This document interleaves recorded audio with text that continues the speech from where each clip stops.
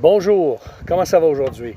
J'espère que tu vas bien et tu es prêt à poursuivre un petit peu notre réflexion sur le peuple de Dieu qui vit dans le monde dans 1 Pierre chapitre 2. On a vu déjà plus tôt cette semaine combien, d'après ce texte, les tentations, le monde en général peut vraiment nous faire du mal, peut nous détruire.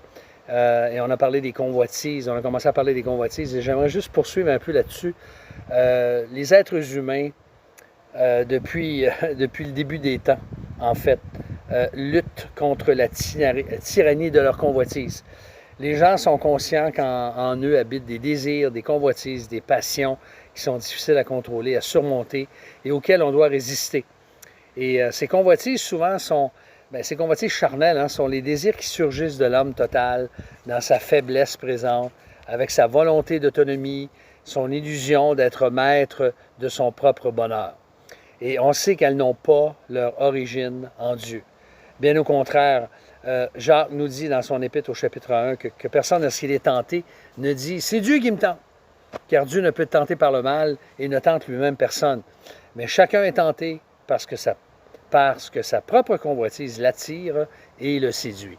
Puis la convoitise, lorsqu'elle a conçu, enfante le péché, et le péché parvenu à son terme, engendre la mort.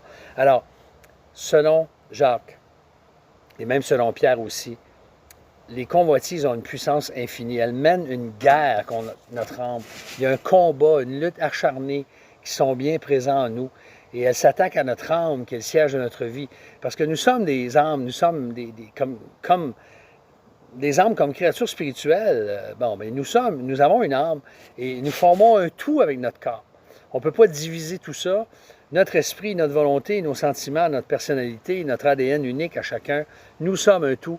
Et ces désirs-là sont des ennemis parce qu'ils ont la puissance de troubler notre repos, notre paix, même notre assurance parfois même quant à notre salut. Ils ont pour mission, ces désirs-là, de diviser nos âmes entre Dieu et le monde.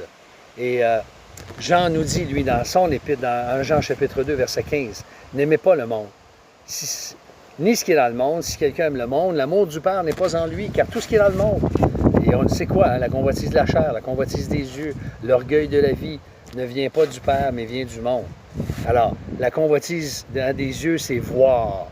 La convoitise, ou plutôt la convoitise des yeux, la convoitise de la chair, c'est souvent avoir, puis l'orgueil de la vie, c'est se faire voir. Alors, si tu veux te faire avoir, bien, c'est se voir, avoir, puis se faire voir continuellement. Il ajoute, le monde passe, sa convoitise aussi, mais celui qui fait la volonté de Dieu demeure éternellement. Donc, ces convoitises charnelles ont comme mission de ruiner nos cœurs, en nous faisant faussement croire que de céder à ces désirs-là n'aura aucune conséquence. Mais pourtant, on sait que notre cœur va être troublé si c'est le cas. Alors, en français, il y a un mot, comme dans toutes les langues qui existent. Quand la convoitise frappe, qu'est-ce qu'on répond? On répond non. On doit dire non. On doit se rappeler que nous sommes des étrangers, des voyageurs sur cette terre et qu'on doit se conduire en s'abstenant des désirs charnels qui font guerre à l'âme. Alors, Pierre nous dit que pour vivre comme peuple de Dieu dans ce monde, eh bien, tout commence au niveau de notre cœur et de nos pensées. Alors, laisse-moi te poser la question, comment va ton cœur aujourd'hui? En quel état est ton cœur? Est-ce que tu le nourris avec des convoitises? Si c'est le cas, il faut que tu arrêtes. Il faut que tu t'en sortes, il faut que tu ailles chercher de l'aide s'il faut. Il faut que tu t'abstiennes de désirs qui peuvent te détruire et détruire ta vie et celle des autres. On verra la prochaine capsule, la conclusion de ce texte. Le peuple de Dieu, il vit dans le monde en ayant une bonne conduite au milieu des païens.